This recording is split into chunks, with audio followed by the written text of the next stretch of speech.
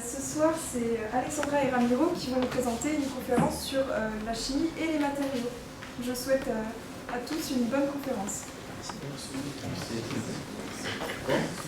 Bonjour à tous et bienvenue dans une nouvelle conférence du cycle Chimie et. Pour tous ceux qui sont déjà venus à une conférence, vous avez déjà assisté à des conférences sur des différents domaines de la chimie. On a eu des conférences sur la chimie organique, sur la physico-chimie. Et dans cette conférence ce soir, on vous propose de découvrir encore un domaine de recherche en chimie, c'est la chimie des matériaux. Donc, qu'est-ce qu'on fait en chimie des matériaux? On s'intéresse les chimistes s'intéressent avec leur connaissance à la synthèse et la conception de nouveaux matériaux avec des propriétés intéressantes et utiles. Et c'est notamment les types de matériaux qu'on peut synthétiser, qu'on peut concevoir sinon, dans une classification assez simple. Ça peut être les métaux, les polymères, les matériaux céramiques et aussi les composites. Ce sont des matériaux qui ont des propriétés qui mélangent un peu probabilité d'autres types. Et finalement, on n'envisage pas, on n'aspire pas à vous faire une présentation complète de tout le domaine de la chimie des matériaux ce soir. Pourtant, on va diviser cette conférence en deux sections, en deux parties. Ce sera une section sur les polymères faite par Alexandra et puis une section sur le graphène, qui est un matériau du carbone, qui sera faite par moi. Donc on va commencer avec Alexandra et les polymères. Alors bonjour à tous, donc moi je vais vous présenter les polymères comme matériaux innovants. Donc dans cette partie elle va être divisée en deux sous-parties. Donc tout d'abord je vais rappeler ce que sont les polymères et quelques généralités à propos des polymères pour que tout le monde ait le bagage nécessaire pour comprendre ma deuxième sous-partie qui va traiter donc de deux applications des polymères qui sont innovantes, intéressantes, différentes l'une de l'autre et que vous allez découvrir donc, au cours de cette conférence. Donc tout d'abord, qu'est-ce que c'est qu'un polymère? Donc avant de définir ce qu'est un polymère, il faut définir ce qu'est une macromolécule.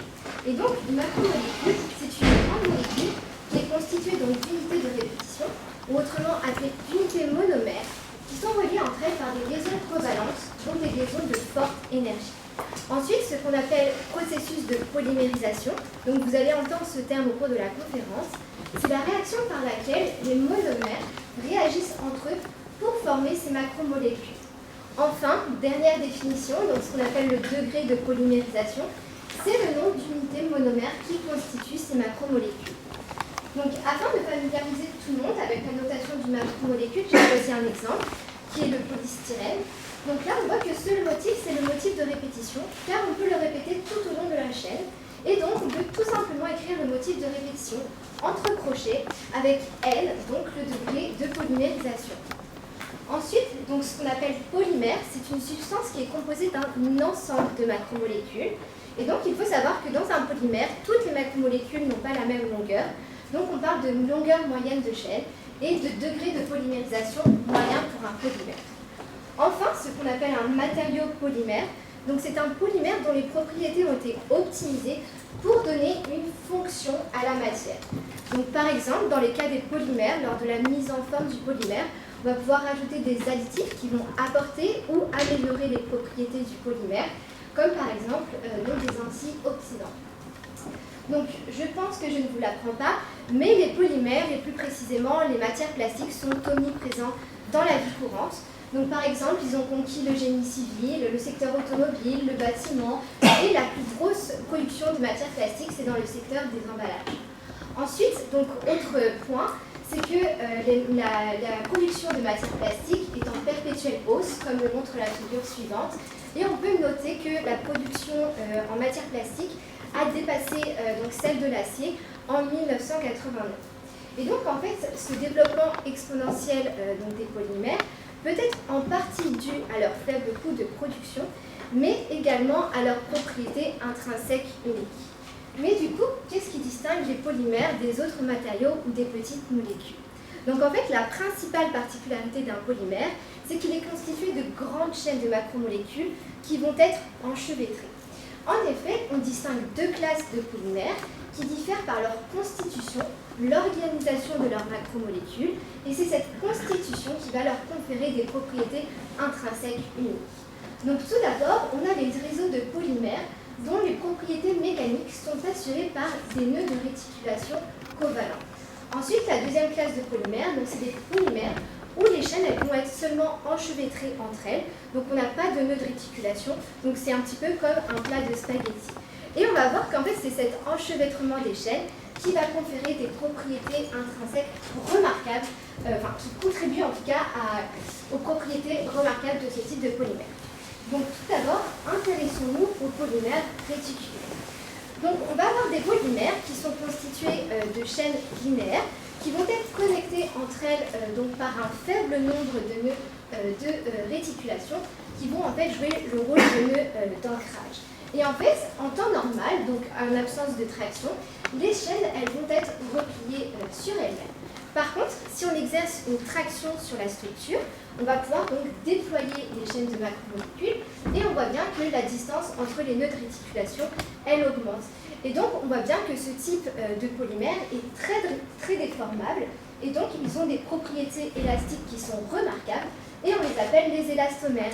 Et donc, un exemple, c'est le caoutchouc. Ensuite, autre cas, c'est quand on a cette fois-ci un polymère qui est formé d'un réseau donc 3D qui est fortement réticulé. Donc contrairement au polymère précédent, on a un grand nombre de nœuds de réticulation. Et il faut savoir qu'en fait, une fois polymérisé, ce type de réseau il est irréversible. Donc ces polymères ils vont être non transformables, donc impossibles à détruire sans rupture et ils sont infusés. Enfin, donc intéressons-nous aux polymères où les chaînes sont seulement enchevêtrées, donc un peu comme un plat de spaghettis. Donc il faut savoir que pour ce type de polymère, on va pouvoir observer un comportement viscoélastique, c'est-à-dire qu'ils vont présenter à la fois des propriétés élastiques et une composante visqueuse. Mais à quoi est dû ce comportement viscoélastique ? Alors, il faut savoir que en fait, la réponse des chaînes à une sollicitation mécanique dépend largement de l'échelle de temps de la sollicitation. Donc, pour des temps courts, pour des sollicitations sur des échelles de temps courts, il faut savoir qu'en fait, les enchevêtrements des chaînes, ils vont jouer un peu comme des pseudonœuds de réticulation. Ainsi, ces pseudonœuds de réticulation, en fait, ils vont ramener les chaînes à leur position initiale suite à un allongement. Donc par exemple, si on prend cette balle et qu'on la lance contre un mur, donc là je ne vais pas le faire, c'est une sollicitation qui est rapide. Et donc la balle, elle va se déformer suite à l'impact du mur, mais ensuite les chaînes de réticulation, les chaînes de macromolécules, elles vont revenir à leur position initiale. Et donc c'est ça qui explique la propriété élastique de ce type de polymère. Par contre, si on est sur des sollicitations à des échelles de temps beaucoup plus longues, il faut savoir qu'on va observer en fait une relaxation du matériau qui est due en fait à la rétention des chaînes. Donc en fait les chaînes elles vont commencer à bouger un petit peu comme des serpents dans un panier. Et du coup, en fait, on va observer le matériau couler à l'échelle de l'expérimentation. Et donc, c'est ça qui explique la composante visqueuse de ce type de polymère. Donc, cette fois-ci, si on reprend la même balle, bon, là, on ne va pas trop le voir, mais qu'on la soumet à la gravité, donc ça va être une sollicitation sur une échelle de temps beaucoup plus longue, et ben, on va observer la balle couler. Ensuite, donc, autre notion qui est très importante, c'est qu'on va avoir une grande variété dans la composition chimique des chaînes de macromolécules. Donc, par exemple, on va avoir des polymères qui vont dériver de la même unité monomère, qu'on appelle des homopolymères, mais on peut également avoir des polymères qui sont issus de la polymérisation de monomères d'architecture moléculaire différente, qu'on appelle copolymères. Et en fait, on va avoir une grande variété dans les copolymères. Donc, par exemple, on peut avoir des copolymères statistiques, des copolymères alternés, des copolymères à bloc et enfin des copolymères greffés. Et donc, les deux notions que je viens d'aborder, elles sont très importantes lorsqu'on veut créer un matériau polymère. En effet, comme vous allez le voir à travers les exemples que je vais vous présenter, le comportement mécanique d'un matériau polymère et donc par conséquent les applications pour lesquelles il va être utilisé dépendent en fait étroitement de sa composition chimique, de l'organisation des chaînes de macromolécules et des propriétés physico-chimiques du matériau. Donc enfin, tout dernier point que je vais aborder très rapidement sur les généralités des polymères, c'est qu'on peut également avoir des polymères qui sont fonctionnalisés. Donc par exemple, on va avoir des polymères conducteurs qui vont être utilisés donc dans les OLED, que Ramiro va vous détailler plus précisément juste après. On peut encore avoir des polymères qui sont piézoélectriques par exemple. Donc pour rappel, la piézoélectricité, c'est la capacité d'un matériau à se déformer sous l'effet d'un champ électrique ou au contraire à générer un courant électrique suite à une contrainte mécanique. Donc, nous avons vu que les polymères sont omniprésents dans la vie courante et comme tous les autres matériaux, donc, au cours de leur cycle de vie, ils vont être soumis à des sollicitations qui peuvent être thermiques, mécaniques, chimiques, qui peuvent conduire à leur endommagement. Et notamment, ces sollicitations, elles peuvent conduire à des micro-fissures dans la structure qui vont être difficilement détectables et difficilement réparables. Et donc, c'est en partie pour ça que le concept de matériaux autoréparables s'est développé en 1989 pour prolonger la durée de vie des matériaux. Et c'est ce qui m'amène à ma première application des polymères, donc les polymères autoréparables. Donc, qu'est-ce que c'est qu'un matériau autoréparable? Donc, en fait, les matériaux autoréparables, ils constituent une classe de nouveaux matériaux qui sont dits intelligents et, comme leur nom l'indique, ils ont une capacité à se réparer spontanément suite à un endommagement. Donc, sans surprise, les matériaux autoréparables modèles, ce sont les matériaux de la nature, comme les os qui peuvent se consolider, ou encore les tissus qui peuvent cicatriser. Donc, il existe différentes stratégies pour obtenir des matériaux autoréparables autonomes. Et donc, j'ai décidé de vous en présenter une qui est basée en fait sur l'incorporation de réactifs, d'agents d'autoréparation dans la structure du matériau qui vont en fait permettre l'autoréparation du matériau.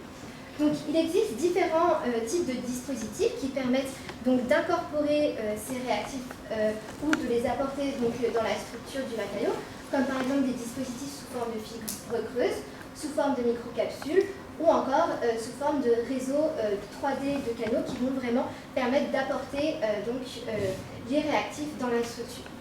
Et donc, pour vous présenter plus en détail ce concept, je me suis basée sur un exemple de la littérature, qui est basé sur l'encapsulation de réactifs dans des microcapsules. Donc, comment le dispositif se présente? Donc, dans cet exemple, en fait, on a une matrice polymère qui est rigide. Donc là, c'est une matrice époxy dans laquelle sont dispersées des microcapsules qui contiennent en fait l'agent d'autoréparation qui est un monomère qui a été choisi spécifiquement pour ses propriétés. De plus, un catalyseur de la réaction, donc pour rappel, un catalyseur c'est une espèce chimique qui augmente la vitesse d'une réaction, est également dispersé dans la matrice. Ensuite vient le moment où le matériau il est soumis à une sollicitation qui aboutit à la formation d'une micro-fissure dans la structure. Donc la propagation de la micro-fissure en fait finit par rompre également la paroi des microcapsules ce qui permet en fait la libération de l'agent d'autoréparation dans la micro-fissure par capillarité. Et donc par la même occasion, le monomère en fait il va rencontrer le catalyseur, ce qui va permettre l'initiation de la réaction de polymérisation. Et en fait le polymère formé il permet de combler la micro-fissure et comme le montre la figure suivante, de réparer le matériau. Et donc dans cet exemple, le matériau il récupère 75% de sa dureté suite à son autoréparation. Donc ça c'est un petit peu compliqué et je pense que je ne vais pas avoir le temps de vous le présenter, mais il faut savoir que le DCPD est très utilisé comme monomère car il présente de nombreux avantages, mais je ne vais pas m'attarder là-dessus. Donc là, dans le concept que je viens de vous présenter, vous êtes bien d'accord, ce n'est pas l'échelle elle-même de macromolécules qui s'autoréparent. En effet, on a besoin d'un agent d'autoréparation qui va permettre de combler la fissure. Et en fait, ceci c'est dû au fait que c'est un polymère. Et comme je l'ai dit précédemment, un polymère c'est constitué d'unités de répétition qui sont reliées entre elles par des liaisons covalentes, qui sont des liaisons de forte énergie. Et en fait, une fois brisées, ces liaisons, ça va être très difficile de les reformer. Cependant, il existe des polymères qui sont supramoléculaires, qui sont en fait des enchaînements d'unités de répétition reliées entre elles par des liaisons donc non covalentes, comme par exemple des liaisons hydrogènes, qui sont les liaisons de plus faible énergie. Et en fait, sur la base de ce concept, l'équipe de Ludwig Leiber, du laboratoire de matières molles de l'ESPCI, donc juste à côté, a donc créé un caoutchouc avec des propriétés auto-réparables remarquables, comme vous pouvez le voir. Donc là, on procède en fait à la rupture du caoutchouc. Ensuite, on recolle les deux surfaces fracturées, et donc on voit l'auto-réparation du caoutchouc, et en plus, après, on retrouve son extensibilité. Mais du coup, à quoi c'est dû? Donc en fait, pour synthétiser ce caoutchouc, ils ont formé un réseau donc 3D supramoléculaire à partir de petites molécules, donc là qui sont représentées schématiquement par des bouts jaunes et par des bouts bleus, qui ont été donc obtenus à partir d'acides gras dits et trifonctionnalisés. Et en fait, il faut savoir que ce caoutchouc, il est réellement formé d'un réseau 3D donc supramoléculaire. Enfin, j'ai oublié de dire, mais c'est que la particularité en fait de ces petites molécules, c'est qu'elles peuvent établir un grand nombre de liaisons hydrogènes. Donc là, les groupes donneurs de liaisons hydrogènes, ils sont représentés en vert, et les groupes accepteurs, ils sont représentés en rouge. Et du coup, en fait, ce caoutchouc, il est formé d'un réseau 3D supramoléculaire avec des associations qui sont quand même fortes, même si elles sont moins fortes que des liaisons covalentes. Et du coup, en fait, à l'équilibre, on va avoir un faible nombre de groupes qui vont être non appariés. Ainsi, quand en fait, on procède à la rupture du caoutchouc, on va avoir un grand nombre de groupes qui vont avoir perdu leur liaison hydrogène, qui vont se retrouver exposés à la surface fracturée. Ainsi, lorsqu'on rapproche donc, les deux surfaces fracturées, ces groupes qui ont perdu leur liaison hydrogène, en fait, ils n'ont qu'une envie, c'est de reformer leur liaison hydrogène, et c'est ça en fait qui permet l'auto-réparation du matériau. Et donc, comme vous le voyez, le matériau il retrouve après son auto-réparation toute son extensibilité, et le processus de cassure, de rupture et d'auto-réparation peut être procédé donc plusieurs fois. Enfin, donc dernier avantage de ce matériau, c'est qu'il est donc facilement synthétisable, il est réutilisable et en plus il est recyclable d'après les matières premières qui ont été utilisées. Donc là, je viens de vous parler en fait des matériaux polymères sous leur forme massive. Et maintenant, en fait, j'aimerais descendre à l'échelle du nanomètre pour vous présenter ma seconde application, qui est une application pour la nanomédecine, qui suscite donc beaucoup d'intérêt en recherche et qui est plus précisément la synthèse et la fonctionnalisation de vésicules polymériques pour la délivrance de médicaments. Donc tout d'abord, pour remettre un petit peu le contexte, il faut savoir que généralement, un système de transport approprié, qu'on appelle vecteur, est nécessaire pour acheminer et protéger donc, le principe actif jusqu'à sa cible. Et donc, en fait, généralement, ce vecteur il se présente sous la forme d'une nanocapsule dans laquelle peut être encapsulé donc, le médicament.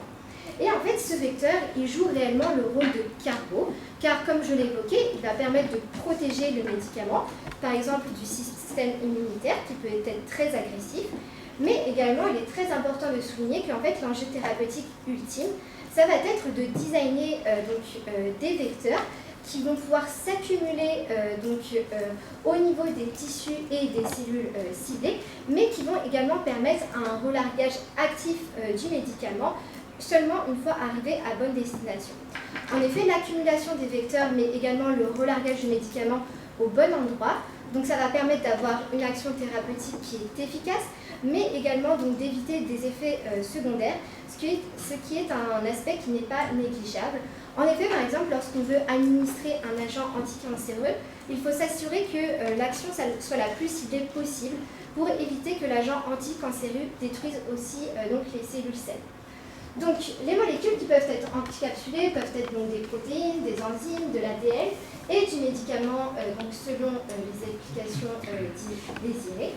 Et il existe différents types de vecteurs, comme par exemple les liposomes qui sont constitués d'une couche lipidique, des vésicules polymériques donc qui sont constituées de polymères, ou encore des micelles qui peuvent être constituées de polymères ou de lipides. Néanmoins, les vésicules polymériques, elles suscitent beaucoup d'intérêt car elles présentent de nombreux avantages par rapport aux autres systèmes.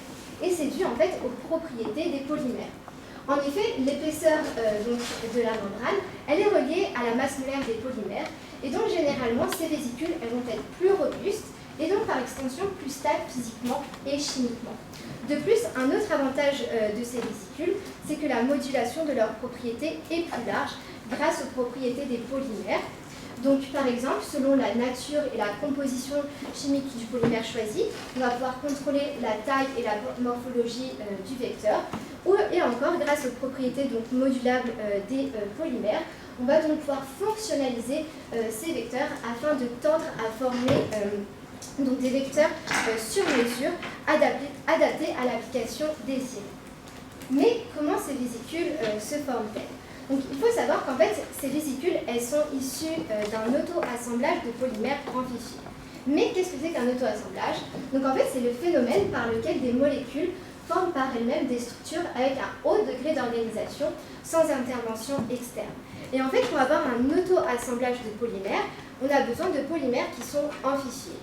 Et donc, pour rappel, une molécule amphiphile, c'est une molécule qui a une partie hydrophile, donc qui est soluble dans l'eau, et une partie hydrophobe, donc qui est insoluble dans l'eau.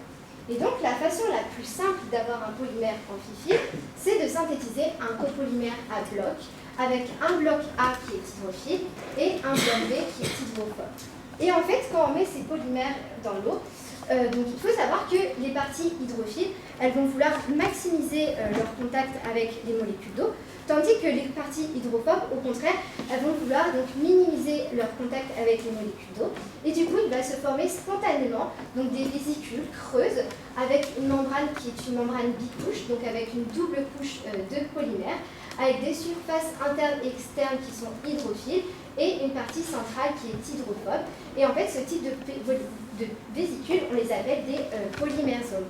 Et donc, une autre façon d'obtenir des polymersomes, c'est de partir de polymères amphiphiles, cette fois-ci tribloc, avec un bloc A qui est hydrophile, un bloc B qui est hydrophobe et un bloc C qui est hydrophile. Et donc, pour les mêmes raisons que j'ai évoquées tout à l'heure, il va se former spontanément dans l'eau des polymersomes, sauf cette fois-ci avec une membrane qui est monocouche, donc qui est constituée d'une seule couche de polymère, toujours avec des surfaces internes et externes hydrophiles et une partie centrale qui est hydrophobe. Et donc, d'après la structure des polymersomes, on va pouvoir encapsuler des principes actifs qui sont hydrophiles dans le cœur du polymersome, par exemple, qui est hydrophile également, des principes actifs hydrophobes au centre de la membrane, donc qui est hydrophobe également, ou encore même les deux en même temps, selon donc les applications désirées. Et donc, comme j'ai bien insisté tout à l'heure, l'enjeu thérapeutique ultime, c'est d'avoir une accumulation des polymersomes et un relargage du médicament au bon endroit. Et donc, une façon d'avoir un ciblage actif, ça va être de positionner à la surface du polymersome des molécules, ou autrement appelées des ligands, qui vont être en fait actifs biologiquement et qui vont interagir avec le milieu environnant. Et en fait, le ciblage, il se fait plus précisément par une reconnaissance moléculaire entre ces molécules à la surface du polymersome et par exemple des molécules qui vont être présentes à la surface des cellules. Et donc là, on voit la reconnaissance moléculaire. Et donc cette reconnaissance moléculaire, elle peut par exemple se faire par des interactions électrostatiques ou encore par une complémentarité anticorps-antigène. Enfin, pour avoir un relargage du médicament qui soit contrôlé dans le temps et dans l'espace, on peut utiliser des polymersomes qui sont dits intelligents et plus précisément des polymersomes stimulants. Mais qu'est-ce que c'est qu'un polymersome stimulant? Donc en fait, après la réception d'un stimulus spécifique, qui peut être le pH, le potentiel redox, la température, la lumière, des ultrasons, cela va induire des changements dans le polymersome, donc des changements chimiques ou des changements physiques, comme par exemple son gonflement, son désassemblage, ou encore donc, des ruptures de liaison. Et en fait, cette perturbation du polymersome, ça va permettre un relargage du principe actif de façon contrôlée, grâce au stimulus. Et donc, pour vous présenter plus en détail ce concept, j'ai choisi un exemple de la littérature qui est basé sur des polymersomes qui sont sensibles au changement de pH.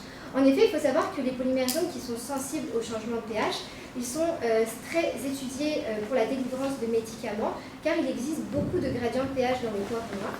Et notamment, il faut savoir que le pH extracellulaire des cellules cancéreuses est légèrement plus faible que celui des cellules saines. Ainsi, il peut être pertinent d'utiliser des polymères jaunes pH sensibles pour la délivrance dans les camps anticancéreux. Et donc, en fait, cette étude, ils ont commencé par synthétiser un copolymère tribloc amphiphile, comme je vous l'ai expliqué tout à l'heure, avec un bloc A hydrophile, un bloc B hydrophobe et un bloc C hydrophile. Et donc, son auto-assemblage, ça conduit à la formation d'un polymère jaune. Et en fait, le principe actif, ici, c'est un agent anticancéreux qui est hydrophile, qui va donc pouvoir être encapsulé à l'intérieur du polymère jaune. Mais la particularité de ce copolymère tribloc, c'est qu'en fait, le bloc hydrophobe, il contient une fonction acétale. Et donc, en fait, c'est cette fonction suivante. Et en fait, la fonction acétale, elle peut être hydrolysée en milieu acide, c'est-à-dire que ça va conduire en fait en milieu acide à la dégradation du bloc hydrophobe, et à la place de la fonction acétale, il y a donc l'apparition de deux fonctions OH, et du coup en fait maintenant ce copolymère tribloc qui va être soluble dans l'eau, ce qui va donc mener à la perméabilisation du polymère jaune, à son gonflement, voire à son désassemblage d'après les auteurs, mais surtout à la délivrance de l'agent anticancéreux en milieu acide. Et donc ces polymères jaunes, ils sont très prometteurs pour la délivrance d'agents anticancéreux. Donc pour conclure, nous avons vu que les polymères aujourd'hui, ils sont incontournables. En effet, ils ont colonisé de nombreux secteurs d'activité. Et j'espère vous avoir transmis que ce développement exponentiel des polymères est en partie dû à leurs propriétés intrinsèques qui sont uniques et qui sont étroitement reliées à leur composition chimique, à leur structure et à l'organisation des chaînes de macromolécules qui les constituent. Et du coup, en fait, bien comprendre la structure et les propriétés des polymères, ça permet d'aboutir à des applications qui sont innovantes et souvent insoupçonnées. Et enfin, j'aimerais finir par dire que le chimiste, il a un rôle majeur dans l'élaboration et le développement de cette classe de matériaux. Merci.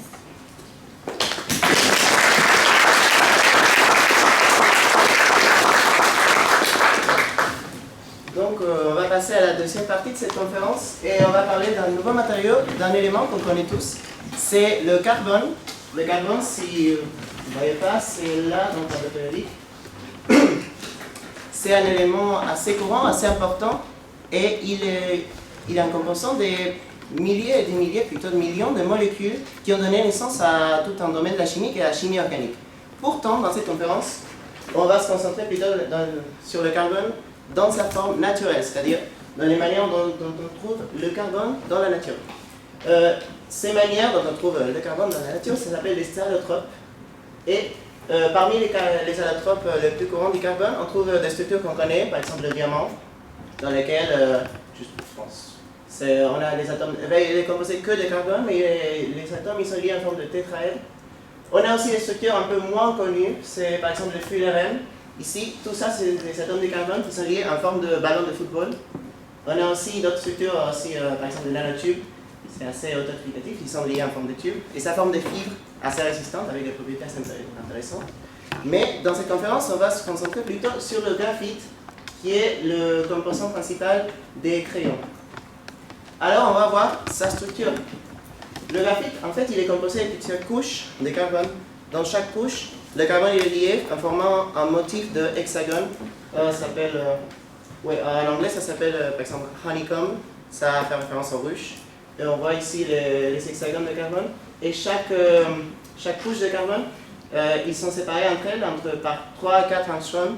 Il faut savoir que l'angstrom, c'est une unité atomique. C'est vraiment très petit. On voit que 0,5 angstrom, c'est le diamètre d'un atome d'hydrogène. Donc on voit qu'ils sont séparés par une distance relativement élevée, en nombre. Et ils ont aussi, chaque couche interagit avec l'autre couche avec des liaisons qui sont plutôt faibles, plutôt de type Van der Waals. Ce que ça donne comme propriété au graphite, c'est qu'on peut faire glisser chaque couche sur les autres. Ça va donner, ce processus s'appelle exfoliation, soit détacher des couches de carbone, soit les faire glisser. Et ça donne lieu à des applications telles que les crayons par exemple, le faire passer par un papier et que ça laisse des traces de carbone, ou par exemple le lubrifiant de graphite.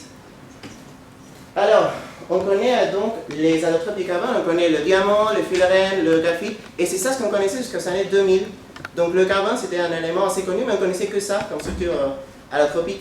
Pourtant, en 2004, on a eu une expérience qui a changé, nous a montré qu'il y avait encore des allotropes à découvrir, et c'est une expérience que je trouve fascinante. Ça a été fait avec un outil qui est assez remarquable. En chimie, c'est le scotch, c'est le ruban adhésif. Notamment, c'est l'expérience en 2004, la manip du scotch, assez célèbre, faite par Game et Novoselov en Manchester, à l'université de Manchester. Et je vous propose en ce moment de la refaire nous-mêmes. Donc, en fait, tout simplement, on va prendre un peu de graphite, un peu de scotch, et on va coller le scotch sur le graphite. Comme vous pouvez vous attendre, et je ne sais pas si ça se voit, c'est un contraste, il y a des traces de graphite qui sont collées sur le scotch. Ça c'est dû justement au fait qu'on peut séparer les différentes couches de graphite, comme on avait vu. C'était justement l'expression. Je vais même coller le scotch sur lui-même. Finalement, on peut même prendre le scotch, nos fragments de graphite, et les transférer sur une lamelle de verre.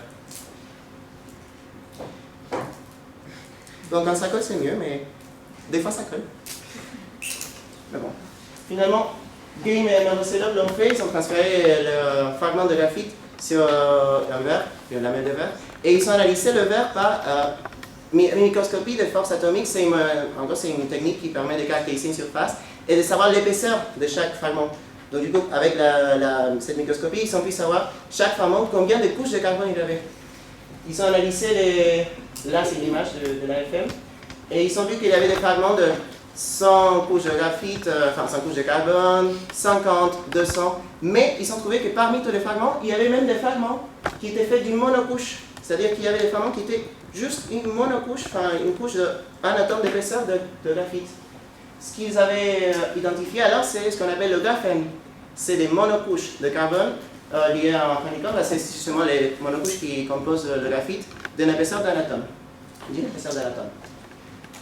Notamment leur découverte sur le graphène a fait que Game et Novoselov ils ont gagné le prix Nobel en physique en 2010, pas seulement pour l'expérience de la manip du scotch, mais aussi ils ont fait d'autres découvertes.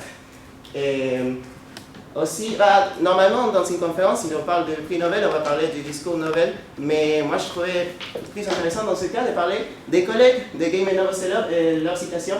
Surtout celle-là, je trouve particulièrement amusante, c'est ici c'est en anglais, mais ce qu'elle dit c'est que ce prix Nobel a été une bonne nouvelle pour tous les scientifiques, pour les chercheurs. Ça montre qu'on peut encore gagner un prix Nobel en s'amusant au labo. Ce qui est, je trouve, assez bien comme citation d'un collègue. Après, il faut savoir que même l'industrie et le milieu académique, ils ont montré pas mal d'intérêt pour ce matériau. On voit la quantité d'articles et de brevets qui ont été publiés depuis la manip du scotch et surtout depuis le prix Nobel. Et c'est des milliers, et même ça, c'est un article bibliométrique qui a été paru en 2016, après en 2018, mais ça compte jusqu'à 2016, mais après, c'est un sujet de recherche qui suscite beaucoup d'intérêt et c'est beaucoup d'articles par an. Mais alors, à quoi c'est dû cet intérêt, à quoi c'est dû tous ces milliers d'articles qui sont publiés par an? Bon, on va voir concrètement ce que c'est le graphène. Alors, qu'est-ce qu'on sait jusqu'à là? On sait que c'est un matériau, c'est bidimensionnel, et est composé par des couches, monocouches, de l'épaisseur d'un atome de carbone. Et les carbones, ils sont liés dans cette structure hexagonale de honeycomb, ou alvéole en français. Et alors, on a plutôt tendance à se faire une image de la structure du carbone qui est d'une membrane plate. Mais cette image qu'on peut se faire, c'est ici dans le render digital, c'est pas tout à fait réaliste. En fait, le graphène, il n'est pas plat, il a des vagues, il présente des vagues dans sa structure. Ce sont des vagues qui ont quelques angstroms d'auteur. Il faut savoir que si le graphène, il était vraiment plat, il ne serait pas stable. Ça vient de découvert en 1930 des études physiques qui ont montré que les cristaux en 2D ne sont pas stables. C'est pour ça que le graphène, il n'est pas totalement stable, il a des vagues dans sa structure. Après, ici on voit en image du graphène et on voit que c'est que du carbone. Mais en fait, le graphène, il a une autre propriété, comme beaucoup d'autres matériaux. Il peut absorber des molécules. C'est-à-dire, l'absorption, c'est le procédé dans lequel une molécule se fixe sur la surface d'un matériau, sur une surface. Le graphène, notamment, c'est un absorbant assez, avec beaucoup d'absorbants possibles. Ici, par exemple, on a du dioxyde de carbone qui s'absorbe sur la surface du graphène, mais ça peut être aussi de l'ammoniac, de l'hydrogène, ce qui donne aussi, ce qui nous fait penser qu'il y a des applications possibles comme senseur, par exemple, de gaz, parce que les propriétés du graphène, ils peuvent même varier par rapport aux molécules qui sont liées sur la surface, qui sont fixées sur la surface. Alors, quelles sont donc les propriétés exactement du graphène? Quelles sont les propriétés qui sont tellement fascinantes? On va commencer par une propriété mécanique. En fait, le graphène, c'est un matériau qui est extrêmement léger.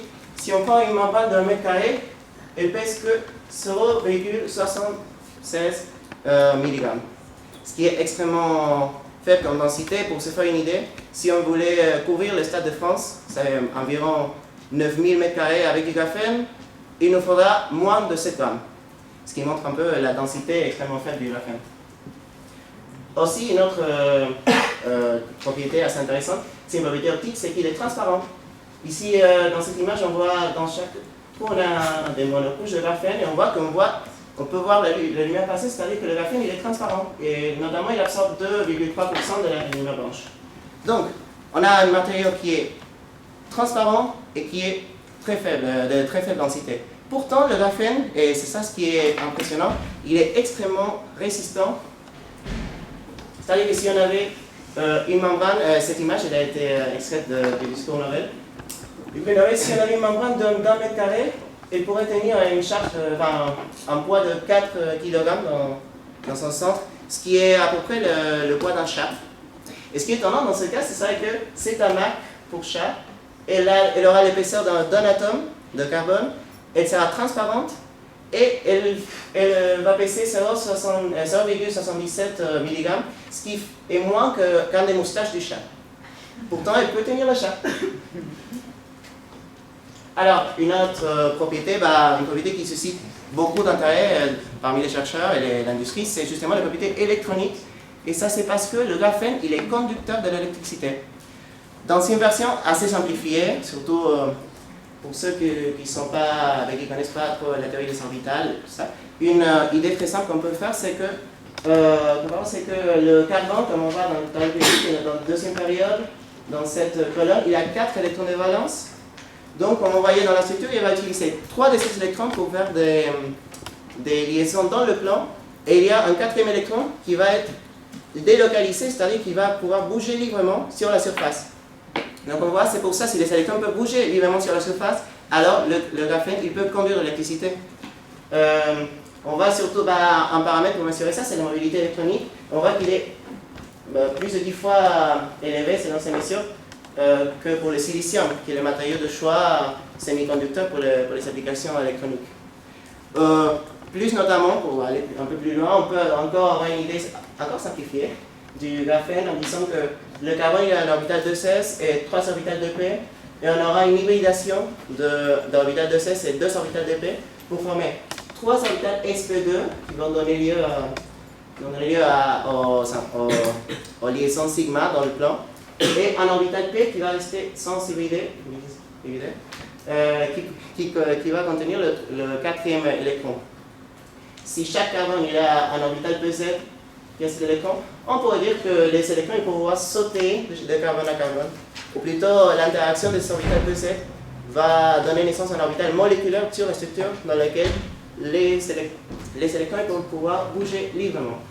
Encore une fois, ça montre haute mobilité des électrons, haute conductivité électrique, ce qui est assez particulier pour le graphène. Et quelle est l'application que je vais montrer ce soir, surtout par rapport à cette propriété électronique du graphène, c'est les solides flexibles, et ça peut-être vous l'avez vu sur le journal et à internet parce que c'est assez en vogue maintenant. il a des applications, par exemple, dans les téléviseurs OLED, comme Alexandra il a dit, il a des applications sur les OLED. Donc, comment il marche en téléviseur OLED? Bon, on sait que chaque point de couleur, enfin, chaque unité de couleur dans le téléviseur, c'est un pixel. Et chaque pixel, ici on voit en détail, il est composé de 3 subpixels, en bleu, en rouge, en vert. Donc le téléviseur, ce qu'il va faire, c'est contrôler l'intensité relative de chacun des subpixels, et la combinaison des 3 couleurs va donner la couleur qu'on voit pour ce pixel. Mais comment il marche chaque subpixel pour justement donner les lumières colorées? Dans un OLED, et OLED c'est un acronyme pour Organic Light Emitting Diode. Alors, diode électroluminescente organique. Merci. Diode électroluminescent organique. Ce qu'on a, c'est une structure comme ça. On a une couche protectrice, normalement du verre, parce que c'est transparent, sinon la lumière ne va pas sortir.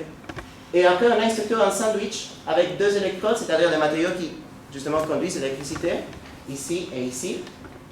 Et au milieu d'entre eux, on a une couche de molécules qui émettent de l'électricité quand elles sont soumises à un potentiel. C'est-à-dire, si le téléviseur il impose un potentiel une différence de potentiel sur les électrodes, c'est comme si on connectait une batterie à ces 2 électrodes. Quand ça arrive, cette couche de molécules organiques, elle émet de la lumière. C'est comme ça que chaque subpixel va émettre une lumière de différentes couleurs. Ces molécules organiques, il y a différents types, et ça s'appelle même des polymères. C'est pour ça que Alexandra l'avait mentionné, cette partie. Mais surtout ici, ce qui est important, c'est les électrodes, c'est le cathode et l'anode, parce qu'il nous faut un matériau qui soit conducteur d'électricité pour faire l'électrode, mais il faut qu'il soit aussi transparent, sinon, même cas pour le verre, sinon la lumière ne va pas sortir. Ici, par exemple, on a, en fait, c'est des lamelles de verre, mais qui sont couvertes avec une couche de oxyde d'indium et étain. Et c'est le matériau qui est le plus utilisé maintenant. Ouais. Ici, on ne voit pas la couche justement, mais on voit qu'il est transparent. Ce qui est le problème avec l'oxyde d'indium-titanium, c'est qu'il est relativement cher parce que l'indium, il n'est pas très abondant. Il est transparent, ok, mais il est aussi fragile parce qu'il est cristallin. Donc, c'est ça ce qui... Parce que le verre, finalement, on pourrait le remplacer avec des polymères, ça ne sera pas un problème, pour qu'il soit flexible, mais pas les électrodes. Il nous faudrait un matériau qui soit flexible, qui soit résistant et qui soit conducteur. D'où l'intérêt de changer les matériaux d'électrodes pour du graphène. Mais est-ce qu'il y a vraiment un intérêt à faire tout ça pour faire des écrans flexibles? En fait, oui, le 4 novembre, depuis le 4 novembre, on peut acheter, ça c'est Royal, c'est une compagnie chinoise qui maintenant commercialise des tablettes avec un écran qui est flexible. Là, j'avoue, je ne saurais pas vous dire si c'est vraiment du graphène, moi je crois que non, mais c'est surtout parce que les grandes entreprises, elles gardent un secret un peu, ce qu'ils font pour manufacturer ces produits. Un autre exemple qui est sorti, et ça c'est le 7 novembre, donc 3 jours après, c'est ce mois, le mois dernier, c'est un keynote de Samsung où ils ont montré le premier téléphone qui est pliable. L'idée, ce sera finalement de pouvoir avoir un portable qui est un grand écran, mais qu'on puisse plier justement pour mettre dans sa poche. Ici, alors, on voit les entreprises telles que Samsung, LG, elles ont investi des milliards et milliards de dollars, d'où l'intérêt justement de développer ces technologies de graphène. On voit qu'il y a vraiment un marché assez important. Et parmi d'autres technologies telles que les transistors ou des applications électroniques plus complexes, on voit que déjà il y a des applications assez importantes, de l'intérêt justement de continuer la recherche sur le graphène. Alors, quels sont les défis actuels justement dans la recherche du graphène? Notamment, le problème actuel avec le graphène, c'est la production. Elle est assez compliquée de produire du graphène. Et les méthodes, je vais présenter juste 2 méthodes les plus connues, les plus courantes maintenant. Oui, la première méthode, c'est encore la méthode du scotch. Et oui, elle est encore utilisée. Parce que, surtout en académie, les académiciens, les chimistes en l'académie, s'ils veulent faire des expériences avec des fragments de graphène d'assez bonne pureté, en fait, le ruban adhésif, c'est une méthode assez effective. Et les fragments qu'on peut tirer, si on cherche avec du graphen sur les lamelles et qu'on a réussi à tirer les feuilles formants, ils sont d'assez bonne qualité. Donc elle est encore utilisée. Une autre méthode qui est un peu plus complexe, mais qui permet de faire des membranes un peu plus grandes au moins, c'est la CVD, c'est Chemical Vapor Deposition, alors dépôt de vapeur chimique. Et d'une manière simple, on prend un gaz d'hydrocarbures, par exemple le méthane, on le chauffe à très haute température, ça fait qu'il décompose, et ce qu'on obtient, c'est un gaz d'atomes de carbone. Et les atomes de carbone font faire un dépôt sur une surface métallique, par exemple le cuivre, nickel, et justement ils vont former la structure du graphène. C'est une technique quand même assez compliquée. Il n'y a pas tous les métaux qui servent justement pour qu'ils forment du graphène. Il faut aussi l'arrêter au bon moment, parce que sinon le graphène il va commencer à se déposer une couche sur l'autre, et on obtient des bicouches, des tricouches, ce qui peut être quand même intéressant pour quelques applications dont on n'a pas besoin exactement du monocouche, mais ça reste quand même une technique un peu compliquée, complexe en développement. Bon, pour conclure avec cette partie, on a vu que le graphène c'est un matériau moderne, fait que du carbone, mais il a des propriétés assez extraordinaires. Il est extrêmement léger, transparent, en même temps très résistant. On a vu, on se rappelle encore des images du chat, et en même temps il est conducteur d'électricité, ce qui donne déjà quelques applications assez impressionnantes, et on s'attend toujours à ce que dans le futur il y aura encore plus d'applications et ce qu'il soit plus présent dans la vie quotidienne. Et ainsi on va conclure cette conférence. Je vais dire encore une fois que on n'aspire pas dans cette conférence à vous présenter tous les domaines dans la chimie des matériaux. Il y a beaucoup de domaines dont on n'a pas mentionné, les perovskites, les MOF et les corps, ce sont des matériaux poreux, les nanoparticules métalliques, ou par exemple les biomatériaux pour la chimie tissulaire, c'est-à-dire si on a une plaie, reformer la peau, ou par exemple les semi-conducteurs, du silicium en semi-conducteur dopé. Mais on espère qu'avec ces deux exemples, vous aurez pu avoir au moins un résumé de quelques applications et de quelques domaines dans la chimie des matériaux. On tient à remercier Lina et Johanna pour l'organisation des conférences. Aussi, on tient à remercier nos professeurs Damien Beck, Christophe Privé, Emmanuel Marie, Antoine Tisseur, Olivier Duopti qui ont aidé à la préparation de toute cette conférence, à toute la promo de Chimie 17 et à Rue et à vous. Et merci d'avoir venu. Merci d'être venu.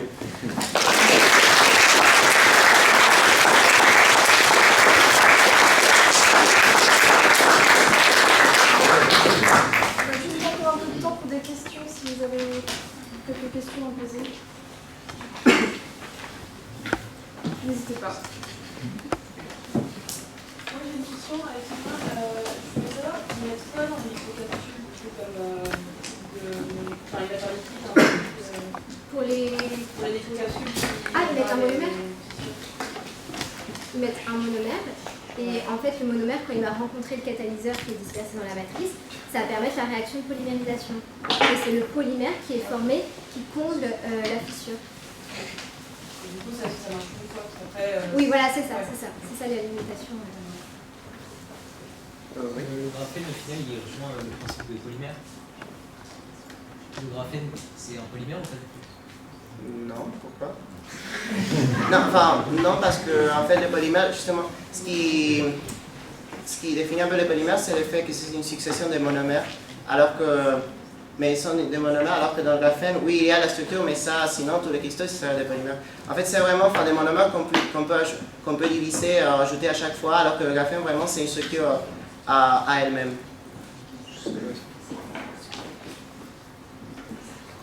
Dans le domaine de la médecine, les polymères, ils passent facilement la barrière hémato-encéphalique ou...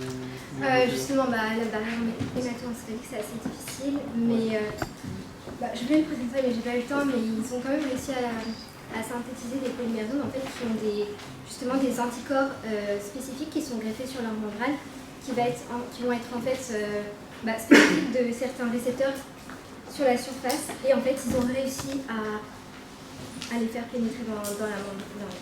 Ouais. Parce que c'est assez difficile en plus de faire. Mais oui, ça marche. comment on fait pour les créer, les polymères? Ah bah, je fais une réaction de polymérisation. Donc, tu vas mélanger tes monomères et tu as généralement besoin d'un initiateur. Donc, en fait, c'est une molécule qui va permettre en gros d'initier la polymérisation. Et après, ça va se faire tout seul. Les monomères ils vont s'enchaîner les uns sur les autres. Donc, quand tu mets tes perles. Tout à l'heure, quand vous parliez de justement les matériaux qui se régénéraient eux-mêmes avec des fibres ou alors d'autres matières qu'on mettrait à l'intérieur de ce matériau, mais justement, est-ce que ça enlève vraiment de sa solidité? Oui, mais c'est ça, il y a aussi, même sa flexibilité. c'est ça, il y a aussi des limitations là-dessus. Ça va être par rapport au volume, de dispositif que tu vas ajouter dans ton matériau, bah, ça peut altérer un petit peu ses propriétés. Donc, c'est aussi une limitation de ces techniques.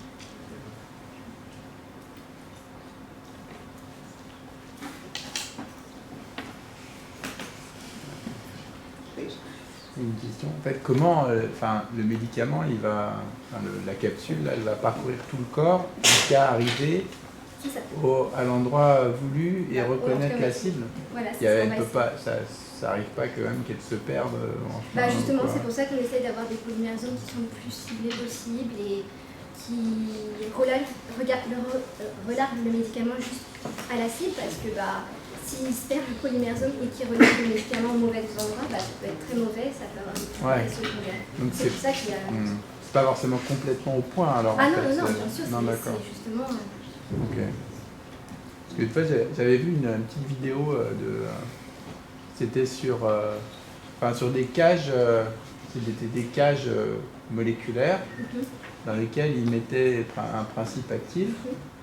Et apparemment, ce qu'il disait dans la petite vidéo, c'est que la cage, elle se déplace, elle arrive à l'endroit voulu, et comme par miracle, en fait, le principe actif sort à cet endroit-là pour aller guérir. Et j'avais jamais compris comment ça se passait, mais voilà, je ne savais pas plus que ça. D'accord. Justement, par rapport à ça, Alexandra, tu disais que le médicament peut être pris en charge par le système immunitaire et détruit. Et donc l'intérêt de l'encapsuler, mais pourquoi est-ce que la vésicule n'entraînerait pas aussi des débris d'ailleurs une réaction immunitaire? Pourquoi est-ce que la vésicule en elle-même, ou derrière ces débris parce que justement on essaie d'avoir des vésicules qui sont biocompatibles et biodégradables. Donc généralement on va avoir des polymersomes qui ont par exemple une membrane qui va être extérieure qui va être faite de PEG. Je pense que c'est ce que c'est, et c'est biocompatible. En tout cas, il y a tout l'enjeu aussi d'avoir quelque chose de biocompatible et qui va être du coup furtif, qui ne va pas se faire dégrader par le système immunitaire et qui aussi, une fois, va être biodégradable. Voilà. Mais justement, il y a aussi tout cet enjeu de bien choisir les polymères pour ce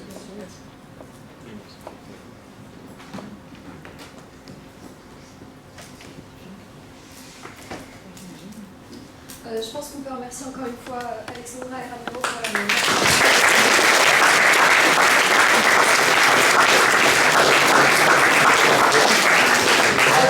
Donc la prochaine conférence se tiendra encore une fois mercredi prochain, le 12 décembre, dans cette salle. Et ce sera Célia qui vous parlera de chimie et d'univers. Donc n'hésitez pas à venir si c'est un sujet qui vous intéresse. Et merci encore une fois à vous.